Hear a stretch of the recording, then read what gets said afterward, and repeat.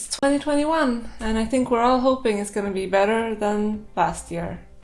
Hi, it's Nora. Welcome back to my channel. Today we're going to talk about New Year's resolutions for 2021.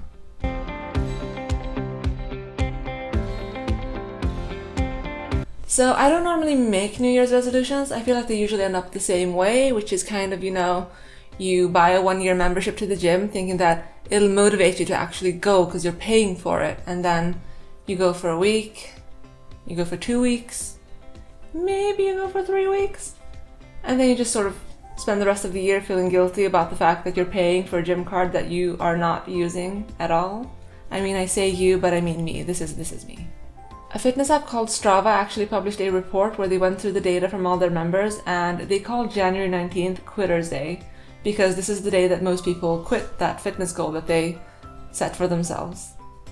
It's fairly common for people to make New Year's resolutions as a way to set self-improvement goals for themselves, whether that's related to physical or mental health or mindset or organization.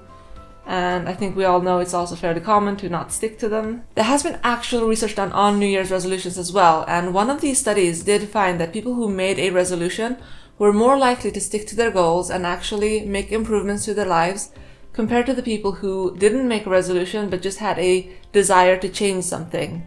However, another study did find that only like 19% of people stuck to them at 2 years. Generally, you're more likely to stick to goals that are more specific rather than vague ones. So one way of setting better goals is to use the SMART goals method. That is making your goals specific, measurable, achievable, realistic, and time-framed.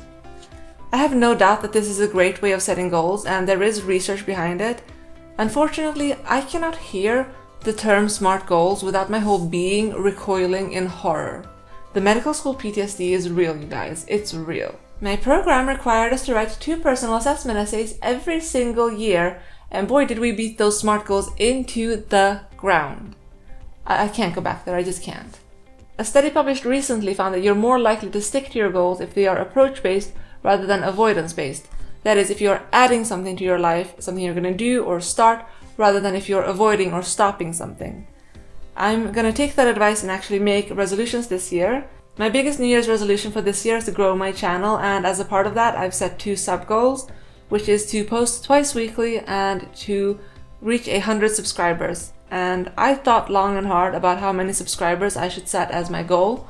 I felt like I should set the bar high with like 500 or 1,000 subscribers, but honestly I don't see the point in setting myself up to fail and to stress over numbers all year long.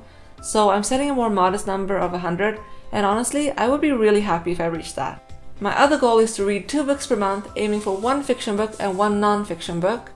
Now I know some people set a goal of reading 1 book every week, but honestly that just sounds stressful, so we're not going to do that.